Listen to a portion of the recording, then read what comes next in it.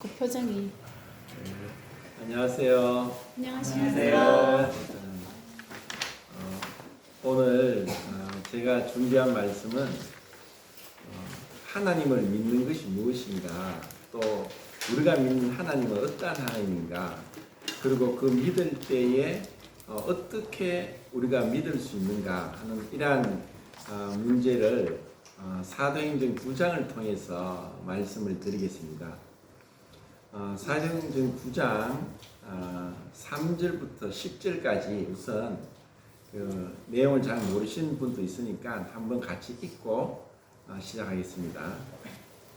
사도행전 9장 성경 있어요?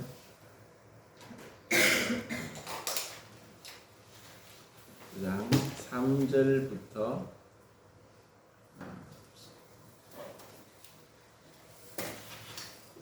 성경책 가지고 있는 거 있나요? 제가 이 번역을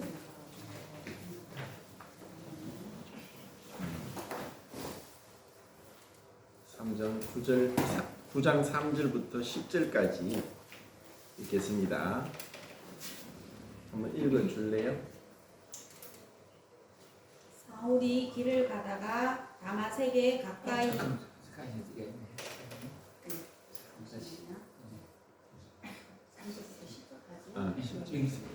네. 사울이 길을 가다가 다마섹에 가까이 이르더니 호련히 하늘로부터 빛이 그를 둘러 비추는지라. 땅에 엎드러져 들음에 소리가 있어 이르시되 사울아 사울아 내가 어찌하여 나를 박해하느냐 하시거늘 대답하되 주여 누구시니까 이르시되 나는 내가 박해하는 예수라. 너는 일어나 시내로 들어가라. 내가 행할 것을 내게 이를 자가 있느니라 하시니 같이 가던 사람들은 소리만 듣고 아무도 보지 못하여 말을 못하고 서 있더라. 사울이 땅에서 일어나 눈은 떴으나 아무것도 보지 못하고 사람의 손에 끌려 다마섹에 들어가서 사흘 동안 보지 못하고 먹지도 마시지도 아니하니라. 그때에 다마섹에 아나니아라 하는 제자가 있더니 주께서 환상 중에 불러 이르시되 아나니아야 하시거늘 대답하되 주여 내가 여기 있나이다 하니.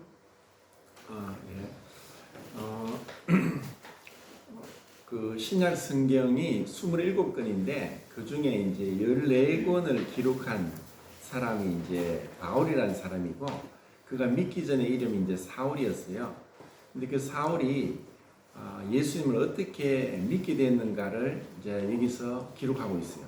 그리고 이제 이것이 그 뒤에 22장과 26장에 또 이제 본인의 말로 또 두 권을 더 간증을 하는 게 나와요. 근데 우선은 이 9장에서 그 바울이 왜 예수님을 믿는 그 그리스도인들을 박해했는가 하는 것을 한번 생각해 보겠습니다. 그 바울은 그 철저한 유대교인이었어요. 그 유대교인은 구약 성경에 있는 여호와 하나님을 믿는 유일신 하나님을 믿는 사람이었어요. 그래서 그 바울이 생각할 때 예수님이 내가 하나님의 아들이다 라고 하는 것에 대해서는 도저히 용납할 수 없는, 도저히 그것은 참을 수 없는 신성모독으로 생각한 것이었어요. 그래서 예수님을 믿는 그 따르는 사람들, 이미 예수님은 운명하셨고 또 부활하셨고 승천하셨어요. 그런데 이 바울은 예수님을 믿는 사람들을 계속 잡아 가두고 죽이는 일에 앞장섰던 사람이에요. 바울의 입장에서는 그 예수님을 믿는다는 사람들조차도 이것은 하나님을 모독하는 거예요. 왜냐하면은 하나님은 한 분밖에 없는데, 그리고 하나님은 영이신 분이고 이 세상을 창조하신 분이고 인간과 도저히 가까이 할 수 없는 그러한 하나님인데, 그런데 그 사람을 하나님으로 믿는 똑같은 그 따르는 사람들을 용납할 수 없었던 거예요. 그런데 이제 이 사람이 또 이제 다메섹이란 곳이 이제 예루살렘에서 한 240km 정도 떨어졌어요. 그러면은 뭐 지금 우리나라로 붙으면 한 대전 되는 그 정도 거리에 있는 곳에까지 가서 그곳에서 예수님을 믿는 그리스도인들을 잡아가지고 죽이는데 그 일을 하려고 그 다메섹으로 가고 있었어요. 그런데 대낮이 없고, 그리고 이제 26장에 보면 정오라고 했어요. 그러면 정오에 햇빛이 쨍쨍 쬐는데 그런 때에 갑자기 하늘에서 햇빛보다 더 밝은 빛이 내려 비친 거예요. 우리는 생각할 때 대낮에 인간이 만든 어떠한 빛도 햇빛보다 밝을 수가 없어요. 촛불도 그 앞에는 그냥 그림자에 불과하고, 인간이 만든 어떠한 헤드라이트나 전등이나 햇빛 앞에는 아무 소용이 없어요. 그런데 그 정오에 햇빛보다 더 밝은 빛이 갑자기 비친 거예요. 그래서 그 빛 때문에 이 바울은 눈이 멀어버렸어요. 그리고 그 빛이 너무나 강력해서 그 자리에서 엎드러졌어요. 같이 갔던 사람들도 그 26장에 보면 모두가 다 그 빛이 너무나 강력해서 엎어졌어요. 그랬는데 또 소리가 들렸어요. 그 소리가 하늘에서 어떤 소리가 들리느냐? 사울아 사울아 왜 네가 나를 박해하느냐 하는 그 소리를 들은 거예요. 이것은 너무나 충격적인 거예요. 이러한 소리를 누군가 어떤 사람이 하는 것도 아니고, 그리고 그때 같이 사울을 따라 같이 갔던 사람들은 그 소리를 듣지 못했어요. 듣지 못했다는 것은 소리는 천둥 소리 같은 큰 소리가 들리는데 그 소리의 말 뜻을 몰랐던 거예요. 그것은 하나님께서 그 사울이란 사람에게 개인적으로 계시했던 거예요. 그때 사울의 대답이 뭐냐? 주여 누구십니까? 누구십니까? 당신은 누구십니까? 왜냐? 이전에는 그 예수님을 그가 만난 적이 없기 때문에 알고는 있었죠. 예수님을 믿는 사람들을 박해하고 죽이는 일을 했으니까 예수님이 누군 줄 알았어요. 그런데 하늘에서 들려오는 그 소리는 그는 듣도 보도 못한 소리였고, 그 소리를 듣고 누구십니까? 라는 얘기를 했던 거예요. 이것은 우리가 예수님을 믿는 것은 예수님이 누구인가를 알고 믿는 거고, 그리고 그분을 개인적으로 만나는 것이 우리의 신앙이지, 그냥 교회를 다니고 찬송을 하고 세례를 받고 또 성경 공부를 하고 한다고 해서 믿는 게 아니라는 거예요. 이것은 철저하게 개인적인 것입니다.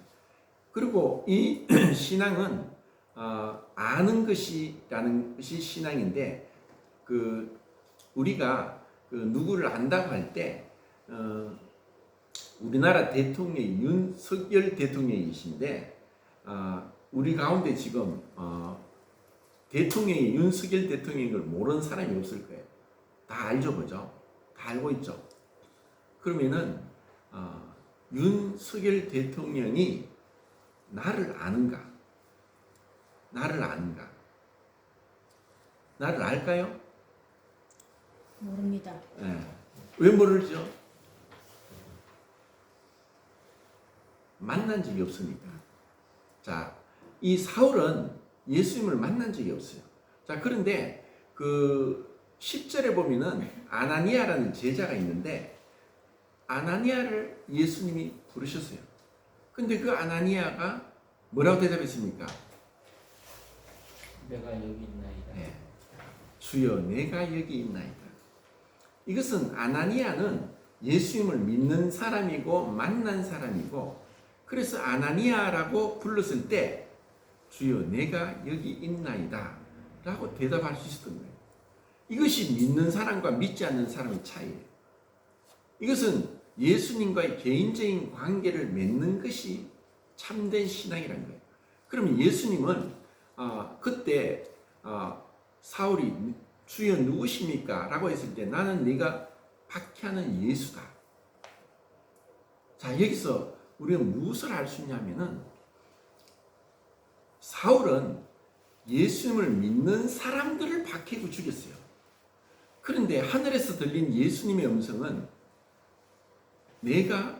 나는 네가 박해하는 예수다. 사울은 예수님을 믿는 사람을 잡고 죽이고 했는데 예수님은 왜 네가 나를 그렇게 박해하느냐라고 했던 거예요. 그러면은 그 예수님을 믿는 사람과 예수님은 어떤 관계입니까? 하나이다. 하나입니다. 한 몸입니다. 내 손에, 내 손가락에 바늘이 찔리면은 이 손가락에 바늘이 찔리지만 온몸이 아픈 거예요. 그래서 예수님을 믿는다는 것은 이 땅에 오셔서 십자가에 죽으시고 3일 만에 부활하시고 승천하시고 하늘에 계신 예수님과 한 몸이 된다는 거예요. 그래서 이것은 예수님을 믿는다는 것은 단순히 교회에 나가서 교회에서 행사를 즐기고 하는 것이 아니라는 거예요. 진정한 그 신앙은 살아계신 부활하신 예수님과 만나고 한 몸이 되고 그분이 내 안에 내가 그분 안에 있는 한 몸이 되는 어마어마한 비밀이 이 신앙이란 거예요. 이것을 사울이 깨달았던 거예요. 자, 어떤 시골에 그 젊은 목사님이 부임을 했어요. 근데 이 목사님은 신학 공부를 하면서 하나님을 알려고 했는데 성경을 보면 볼수록 성경이 어려운 거예요. 그래서 성경에서 끝까지 인내하는 자는 구원을 얻을 것이다. 참고 선을 행하는 자는 영생을 얻는다. 너희가 은혜에서 떨어질까 조심하라. 이런 말씀들을 계속 생각하니까 항상 이런 이 믿음으로 예수님을 붙들어야 되고 붙들지 않으면 은혜에서 떨어질 것 같고 그리고 내가 깨어서 기도하지 않으면은 곧 마치 죄로 인해서 하나님의 심판을 받을 것 같고 이런 두려움이 항상 있었던 거예요. 그래서 항상 열심히 기도하고 성경 공부하고 전도하고 또 주의 일을 열심히 했던 거예요. 그런데 그 교회에 대부분의 할머니인데 그 할머니들은 그냥 설교하면 좋은 게 일인데 어떤 할머니는 너무나 밝은 얼굴로 항상 기쁜 거예요. 그래서 이 젊은 목사님이 이 할머니에게 뭐라고 했냐면은 할머니는 뭐가 그렇게 즐거우세요?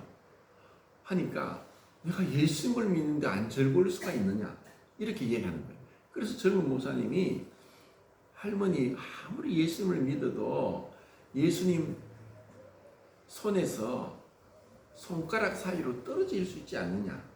나는 예수님 손 안에 있다니까 예수님 손가락 사이로 떨어질 수 있으니까 예수님 손을 꼭 붙잡고 있어야 된다. 그렇게 너무나 낙관적으로 태평하게 그냥 감사만 할 일이 아니다. 늘 깨어서 기도하라고 했으니까 그렇게 하지 않으면 떨어질 수 있다 라고 하니까 할머니는 나는 절대로 그런 일이 없습니다 하는 거예요. 아니 왜 그럴 일이 없어요? 예수님 손 안에 있어도 손가락 사이로 떨어질 수 있지 않아요? 하니까 그 할머니 대답이 아닙니다. 나는 예수님의 손가락입니다. 자, 이것은 그 할머니가 그 신학 공부한 그 목사님보다도 성경을 더 잘 알고 있었고 예수님을 알고 있었던 거예요. 예수님을 그렇게 믿고 있으니까 나는 예수님과 한 몸이다. 예수님은 나를 버리지 않는다. 나를 외면하지 않는다. 내가 비록 육신을 갖고 죄를 범할 수 있고 실수할 수 있고 넘어질 수 있어도 예수님과 나는 한 몸이다.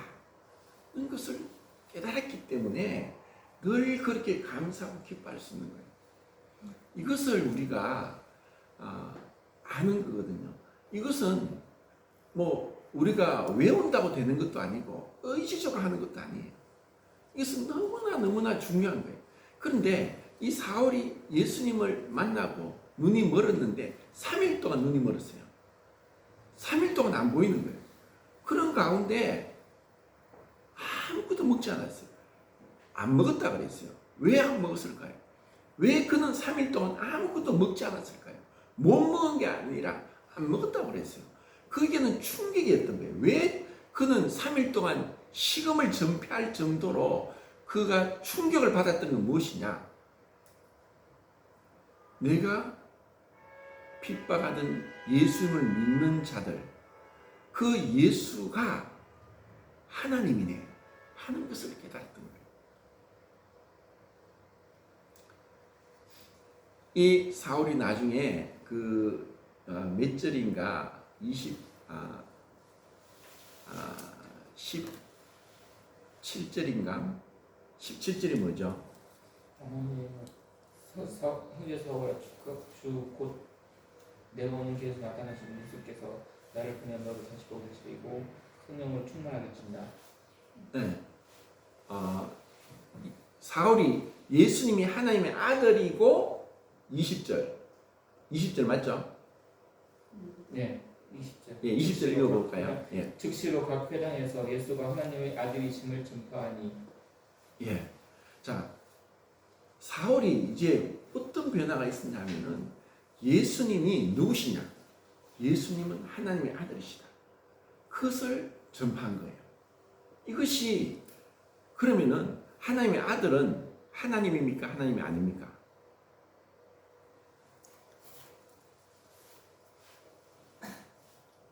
하나님입니다. 자, 그러면은 예수님은 사람입니까? 예. 예. 그럼 하나님입니까? 예. 그러면 반은 하나님이고 반은 사람입니까? 그건 아닌 것 아니죠. 예. 자, 이것은 참 중요한 문제인데 이것을 가지고 초대교회 때부터 계속 논쟁이 심하게 사람을 죽이고 이걸 믿느냐 안 믿느냐 엉뚱한 소리하고 하면 이단이다 하고 화형을 시키고 어마어마한 논쟁을 하다가 AD 451년도에 칼케돈에서 예수님은 누구신가에 대한 신조가 발표됐어요. 거기 보면은 예수님은 완전한 하나님이다. 그리고 예수님은 완전한 사람이다. 그 완전한 하나님과 완전한 사람인 신성과 인성의 두 본성이 한 인격으로 존재한다 라는 것을 발표한 거예요. 자, 이것은 우리가 예수님을 생각할 때 자, 복음서에서 우리가 똑같은 예수님을 봐요. 똑같은 육체를 입고 오셨고 줄이시고 배고파하시고 피곤해하시고 주무시고 이런 우리가 똑같은 모습을 봤는데 어떻게 이 예수님을 하나님이라고 하느냐? 이것은 바울은 용납할 수 없었던 거예요. 그런데 똑같은 복음서에서 예수님이 행하신 기적이 36가지인데 이것은 어떤 사람도 할 수 없었던 일이에요. 이전에도 누구도 할 수 없었던 거예요. 그리고 요한복음에서는 예수님을 태초에 말씀이 계시니라. 이 말씀이 하나님과 함께 계셨으니 이 말씀은 하나님이시다. 그 말씀이 하나님이고 그 말씀이 육신이 되어 우리 가운데 거하심에 은혜와 진리가 충만하더라. 예수님이 인간인데 완전한 하나님으로 이것이 바로 성육신의 비밀이고 이것은 우리가 다 헤아릴 수 없는 거예요. 그 예수님을 이제 바울이 그 예수는 우리가 똑같은 인간인데 구약 성경의 여호와 하나님과 동일한 분이라는 것을 깨달은 것이 바울이 그 깨닫는 가운데 3일 동안 시험을 전파한 거예요. 그리고 22절에서는 그리스도라고 또 전하게 된 거예요. 그래서 이 그리스도는 그 크리스투스에서 기름 부음 받은 자고 헬라어인데 히브리어는 메시아, 머사흐라고 해서 기름 부음 받았다는 거예요. 그런데 기름 부음 받은 자가 그리스도인데 구약 성경에는 이제 세 직분이 기름 부음을 받았어요. 왕과 제사장과 선지자 있어요. 근데 그것은 각 다른 사람이 있는데 예수님을 통해서 그 세 직분이 하나로 예수님께서 모든 걸 완전히 충족을 시키신 분이에요. 그리고 그 예수님이 그 하나님이면서 사람인 그 두 본성을 한 인격으로 존재하신다는 것이 이제 우리 그리스도인들에게도 동일하게 내가 예수님을 믿을 때에 신성을 우리가 참여하는 자가 되었다. 그 신성이신 성령님께서 우리 안에 오셔서 우리와 완전한 연합, 영원한 연합, 결코 헤어지지 않는 연합을 갖게 됐다는 거예요. 그래서 우리는 이 그리스도인은 예수님과 한 몸인 동시에 하나님 안에서 우리는 결코 헤어지지 않는다. 내가 너에게 영생을 주노니 영원히 멸망치 아니할 터요. 또 저희를 내 손에서 빼앗을 자가 없다. 이와 같은 어마어마한 이 일들이 일어났던 거예요. 그리고 이 그 사울이 예수님을 이제 믿고 나서 그에게 큰 이제 변화가 있었는데 바울이 무엇을 받느냐? 22장 14절을 한번 볼까요? 22장 14절.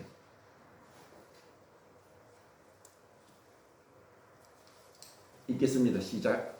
그가 또 이르되 우리 조상들이 하나님이 너를 택하여 너로 하여금 자기 뜻을 알게 하시며 그 의인을 보게 하시고 그 입에서 나오는 음성을 듣게 하셨으니. 예. 이 믿음에 있어서 첫 번째는 그분의 택하심이 있고 두 번째는 그 의인을 보게 하는 본다는 것과 세 번째는 그 음성을 듣는다는 거예요. 이것이 하나님께서 은혜로 구원을 하신 거예요. 그리고 이것은 전적인 선물인 거예요. 에베소서 2장 8절을 보면은 너희가 그 은혜를 인하여 믿음으로 말미암아 구원을 얻었나니 이것이 너희에게서 난 것이 아니요 하나님의 선물이다. 자, 여기서 하나님의 선물은 무엇을 가리키느냐? 그 은혜도 선물이고 믿음도 선물인 거예요. 그리고 그 은혜를 인하여 믿음으로 말미암아 구원을 얻었다고 했지 너희가 그 은혜를 인하여 믿음 때문에 구원을 얻었다라고 하지 않았어요. 그러면 너희가 그 은혜를 인하여 믿음 때문에 구원을 얻었다고 하면은 믿음이 우리의 공로가 되고 그 믿음이 원인이 되는 거예요. 그럼 우리가 믿지 않으면은 구원을 못 받는다는 것이 되는 거예요. 어떤 의미에서 우리가 믿음으로 구원을 받지만 먼저는 하나님의 영원 전부터 그분의 계획 가운데 그 구속 언약이라고 해서 그분이 우리를 미리 아신 자를 그 아들의 형상을 본받기 위하여 미리 정하시고 정하신 자를 부르시고 부르신 자를 어렵다 하시고 어렵다 하신 자를 영화롭게 하셨다 하는 5가지 황금 사설인데 이것이 그분의 시간 속에서 이루어진 거예요. 그래서 먼저는 첫 번째는 창세전에 성부 하나님이 우리를 아시고 우리를 택했다는 거예요. 그리고 두 번째는 예수님이 하늘 보좌를 부리고 이 땅에 오셔서 우리를 위한 대속 제물이 되셔서 구속을 이루셨다는 거예요. 그리고 세 번째는 성령님께서 우리에게 그 의인을 보게 하시고 그 음성을 듣게 하시고 그 말씀을 깨닫게 하시고 우리의 마음을 감동케 한 거예요. 그래서 우리가 믿게 된 거예요. 그래서 이것은 전적으로 삼위일체 하나님의 완전한 구원 사역을 통해서 우리에게 주어진 것이지 이것이 우연히 어쩌다 보니까 이루어진 것이 절대로 아닌 거예요. 그래서 그분의 구원은 분명하게 오차없이 이루어지고 정확하게 완성되는 거예요. 이것을 우리가 알 때 우리의 이 구원은 우리가 감당치 못할 은혜가 되는 거예요. 찬송가에 보면은 왜 내게 성령을 주셔서 내 마음을 감동해 주 예수 믿게 하는지 나는 알 수 없도다. 우리가 믿은 데 있어서는 이 말할 수 없는 성령 하나님의 사역이 있었던 거예요. 그리고 그 성령 하나님을 성경에서는 5가지로 상징을 하고 있어요. 물, 불, 바람, 기름, 비둘기. 이 상징이라는 것은 그 성령님을 우리가 어떻게 만질 수도 없고 우리 식으로 무엇과도 비교할 수 없는 거예요. 근데 그 5가지에서 물은 우리 생명의 근원이에요. 우리 사람의 몸에 뭐 세포의 99%가 물이에요. 그죠? 완전히 물이 없으면 생명이 될 수가 없는 거예요. 그래서 물이란 생명의 근원이고 또 물은 깨끗하게 씻겨주는 거예요. 우리가 만약에 물이 없으면은 냄새가 나서 앉아있지를 못할 거예요. 물은 우리를 깨끗하게 씻겨주듯이 성령님은 우리의 생명이 근원인데 우리를 깨끗하게 씻겨줘요. 그리고 불은 소독을 시켜요. 좋지 않은 나쁜 것을 태워주는 거예요. 그래서 불은 우리를 정결케 해주는 거고, 그리고 비둘기는 평화를 얘기해요. 평화. 우리는 그 비둘기 같은 성령님이 오심으로 인해서 하나님과 원수되었던 자가 그 아들의 죽으심으로 하나님의 아들이 되는 거예요. 그 비둘기 같은 평화를 우리에게 주지 않으면은 우리는 하나님과 원수가 되어서 하나님의 법에 굴복치 아니할 할 뿐 아니라 굴복할 수도 없고 육신대로 살아가요. 왜 세상 사람들이 여전히 하나님을 믿지 않느냐? 왜 사울처럼 그렇게 예수 믿는 사람을 핍박하고 무시하고 또 외면하느냐?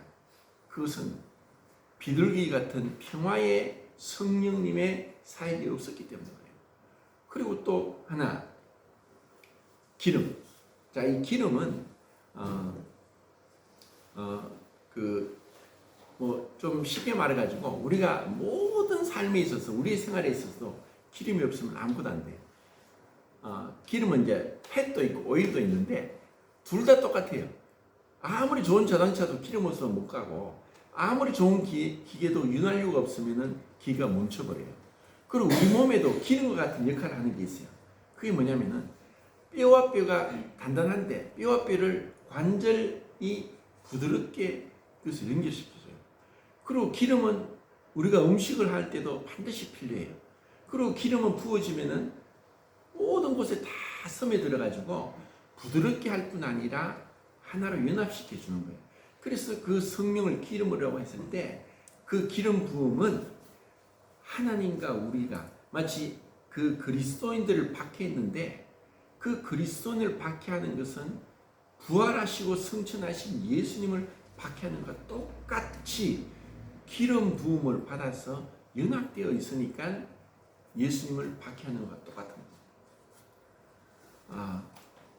이렇게 예수님을 믿는 것은 또 26장의 아그리빠 왕 앞에서 이 바울이 또 자기 간증을 두 번째 또 하고 있어요. 17절 18절을 한번 읽어볼까요? 26장 17절 18절. 성령이 5개라고 한 개 빠졌는데. 예? 기름 다음에. 기름, 바람. 그래, 제가 원글. 바람은. 제가 방해한 거 아니죠? 맞아, 잘했어요. 이야기 안 했으면 제가 그치. 또 해주려고 그래요. 자, 바람은 이 바람을 붙잡아서 불지 않게 하는 것도 하나님의 심판이에요.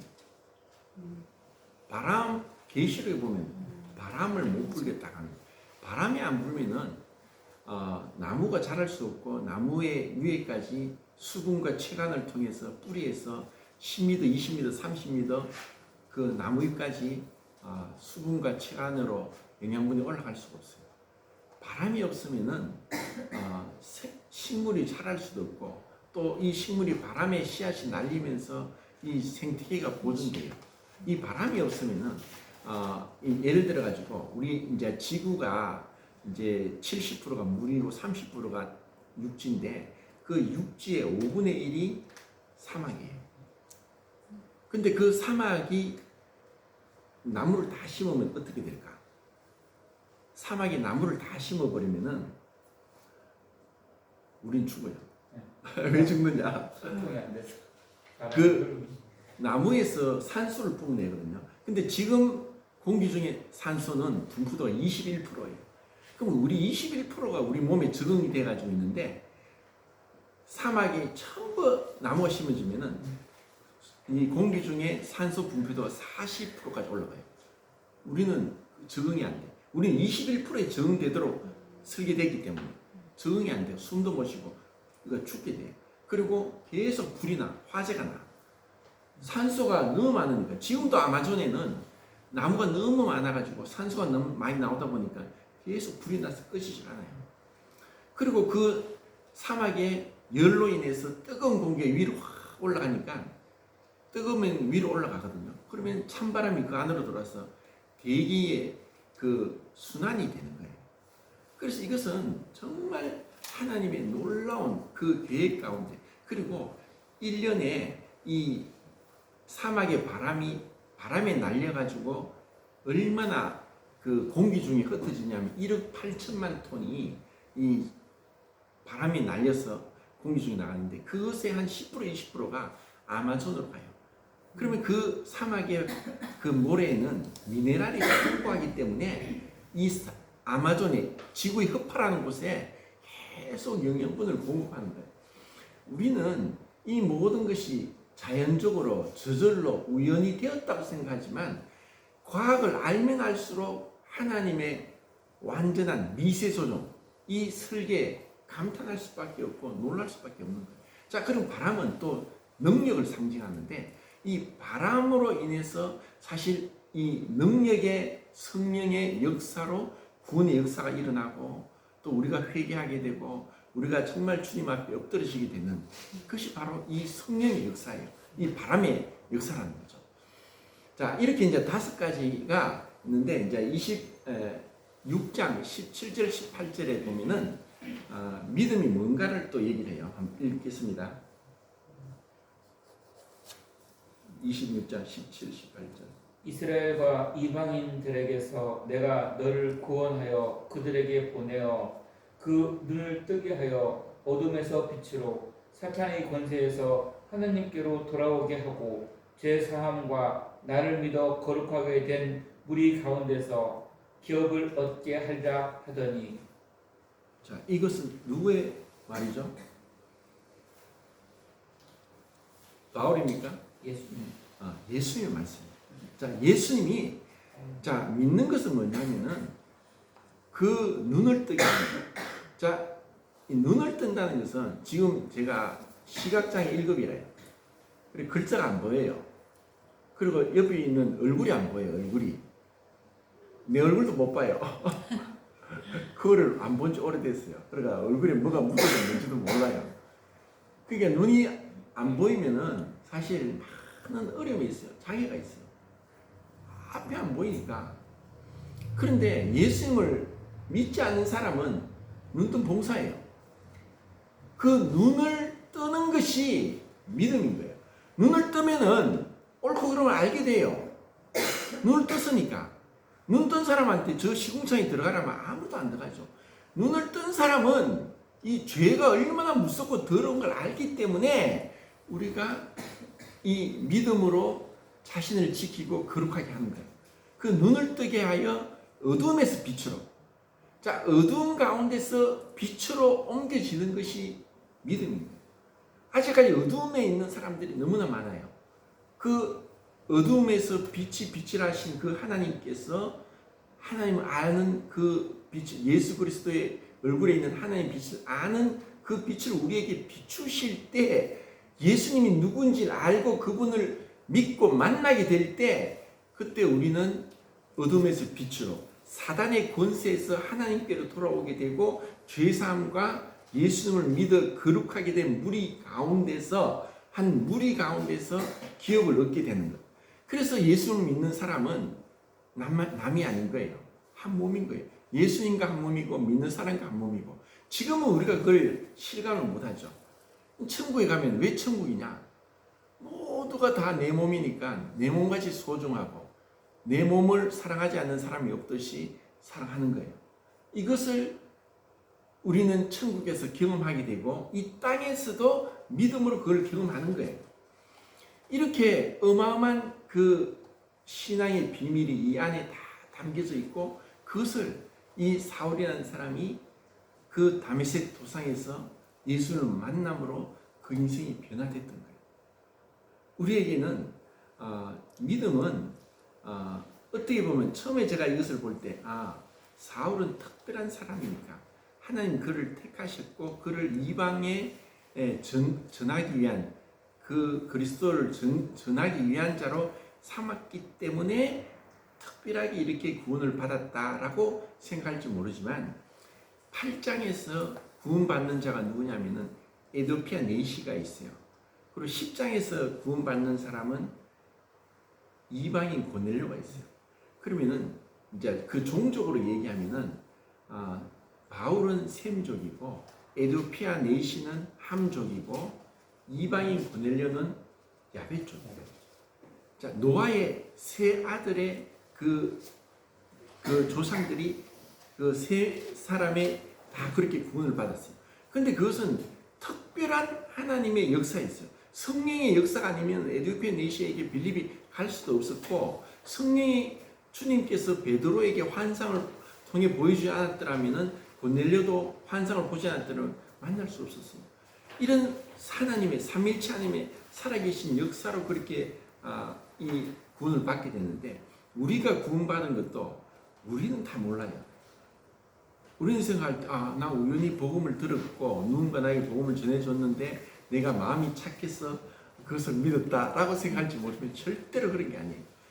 이렇게 8장, 9장, 10장에서 구원의 역사가 일어난 것처럼 우리에게도 초자연적인 역사가 있었던 거예요. 그 초자연적인 그분의 삼일체 하나님의 구원의 사역이 있었기 때문에 이렇게 강팍하고 이렇게 무디고 이렇게 어리석고 미련한 인생이 예수님을 믿고 만나게 되고 변화되게 되었던 거예요. 이것은 아직까지 이렇게 예수님을 만나지 못한 사람들은 이것을 정말 갈망해야 돼요. 주님, 저를 만나 주십시오. 나를 찾고 찾아라. 그럼 내가 너를 만나겠고. 우리가 예수님을 믿는 것은 그냥 천지를 창조하신 하나님을 그냥 내가 관념적으로 믿는 것이 아닌 거예요. 나를 찾고 찾아라. 그럼 내가 너를 만나겠고. 그분이 우리를 만나는 거예요. 여기서 그 헬라의 안다는 단어가 에이도가 있고 기노스코가 있는데 그 기노스코라는 말이 안다는 거예요. 영생 곧 유일하신 참 하나님과 그가 보내신 자 예수 그리스도를 아는 것이다. 아는 것이라고 할 때 그 기노스코는 부부가 아는 걸 얘기해요. 우리가 지금 우리는 알지만 부부가 서로를 더 가까이 친밀하게 그렇게 아는 거죠. 그게 진정한 알미고 예수님을 믿는 것, 하나님을 믿고 아는 것도 그와 같은 개인적이고 친밀하고 분명한 그런 우리의 경험적으로 우리가 알게 되는 확신하게 되는 그런 알미 진정한 믿음이라는 것을 우리는 보여주는 게 이 9장에서 그 27절을 또 보고 이제 마치겠습니다. 9장 27절. 제가 요절을 이제 외웠는데 이제 제대로 외웠는지 모르겠습니다. 9장 27절 읽어볼까요? 바나바가 데리고 사도들에게 가서 그가 길에서 어떻게 주를 보았는지와 주께서 그에게 말씀하신 일과 다메섹에서 그가 어떻게 예수의 이름으로 담대히 말하였는지를 전하니라. 이제 바울이 예수를 믿고 나서 이제 변화되었는데 예루살렘에 가서 예수님의 제자들 사도들을 만나려고 하니까 사도들이 바울을 안 만났어요. 왜 안 만났을까요? 잡혀가서 이 사울이 악명 높은 그리스도인 킬러였어요. 그러니까 이 사도들도 안 만났어요. 그런데 그 사도들에게 바울을 소개해 준 사람이 누구냐? 바나바였어요. 바나바가 나중에 그 안디옥에도 그 바울을 불러와서 교사가 되게 했어요. 그리고 같이 이제 전도 여행도 갔고, 이 바나바가 정말 대단한 인물인데, 그건 이제 오늘 주제가 아니니까. 근데 그 바나바가 그 사도들에게 바울을 어떻게 소개했냐? 세 가지 얘기했죠. 어떻게 주를 본 것과 어떻게 주님의 말씀을 들은 것과 어떻게 주님을 전한 것. 자, 이것은 예수님을 본다는 것. 사실 그 부활한 예수님이 신약 성경에 몇 번 나타나냐 하면은 예수님이 죽으시고 3일 만에 부활하시고 이 땅에 며칠 동안 계셨을까요? 예, 40일. 그리고 성천하시면서 성령이 언제 오셨죠? 50일. 예, 10일 뒤에. 성천 10일 10일 뒤에. 그러니까 부활하시고 50일째 되니까 10일 뒤에. 근데 예수님이 40일 동안 이 땅에 계시면서 그분이 제자들에게 몇 번 나타났을까요? 11번 나타났다는 거예요. 고린도서 15장까지 합해서 11번인데, 그리고 또 부활한 예수님을 만난 사람이 3사람이 돼 있어요. 그 부활한 예수님을 본 사람이 7장에 스데반. 자, 스데반은 어떤 예수님을 봤죠? 하늘에 계신 하늘에 예수님. 정확하게 보자. 보좌 우편에 계신. 보좌 우편에 앉으셔 서서 서서 계신. 서서 서서 계신. 계신 예수님. 그 무슨 차이가 날까요? 서 계신 주님을 스데반이 봤어요. 그것은 스데반의 순교의 자리에 예수님이 서셨다는 거예요. 그것은 예수님의 우리와 그 같은 공감, 공유, 그 동병상련, 그 아픔을 그분이 같이 견디는 거예요. 보좌에 앉았다는 것은 그 사이가 완성됐다는 거예요. 성막에는 5가지가 없는 게 있는데 창문이 없고 의자가 없고 바닥이 모래바닥이고 제사장 신발이 없고 제사장의 말이 없었어요. 자, 이것도 이제 천국에 대한 상징은 5가지인데 이거는 또 나중에 하고, 그 스데반이 보좌에 서신 주님을 받고 다메섹 도상에서 바울이 예수님을 봤을까요? 봤죠. 이제 보았다고 하는데 눈이 멀었어요. 그래서 정확하게 바울이 이때는 예수님을 못 보고 그 강력한 빛에 의해서 눈이 멀었어요. 그리고 또 한 사람은 예수님을 정확하게 본 사람이 있어요. 사도 요한, 밤모습에서. 그리고 그 예수님, 사도 요한은 제자 중에 제일 어렸는데 예수님 품에 기대면서 가장 사랑을 많이 받았어요. 그런데 그 예수님을, 부활한 성천하신 예수님을 보고 사도 요한이 어떻게 됐을까요? 죽은 듯이 엎드러져 버렸어요. 죽은 듯이 엎드러졌어요. 자, 하나님은 어떤 분이었냐 하면은 디모데전서 6장 15절 16절을 보면은 하나님은 유일하신 복되신 한 분의 하나님이고 가까이 가지 못할 빛이 그하시고 아무 사람도 보지 못하고 또 볼 수 없는 분이다 라고 했어요. 모세가 하나님과 같이 친구처럼 대면했다고 그랬어요.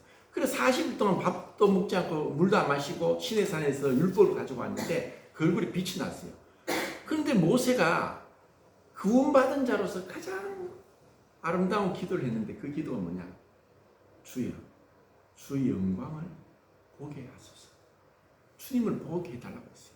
그때 하나님 대답이 뭐였죠? 나를 보고 살짝 없다. 그래서 모세는 주님의 등 뒤만 봤다고 했어요. 직접 보면 죽어요. 그래서 사울은 예수님을 보았지만 그 빛에서 눈이 멀어버렸고 그분의 실제를 못 봤어요. 그렇지만 그 본 것은 그분을 이제 만났다는 거고 음성을 들었다는 것이고, 그리고 그분을 보고 들었으니까 전하는 거예요. 왜 전하느냐? 보고 들은 것을 전하지 않을 수 없다. 우리가 이것을 사도들에게 이 유대인 장로들이 못 전하게 하니까 우리는 보고 들은 것을 전하지 않을 수 없다. 내가 보고 들었으니까 전하는 거예요. 이것이 증인이에요. 확실한 증인의 힘이 있다. 내가 분명히 경험했으니까 힘이 있지, 내가 경험하지 않은 걸 얘기하면 거짓말이죠. 힘이 없어요. 자, 이렇게 바울이 주님을 보고 듣고 전했던 것처럼 이 구성공에서 계속 주님을 전가할 수 있는 그런 복된 은혜의 자리가 될 수 있기를 기도합니다. 이상입니다. 아멘.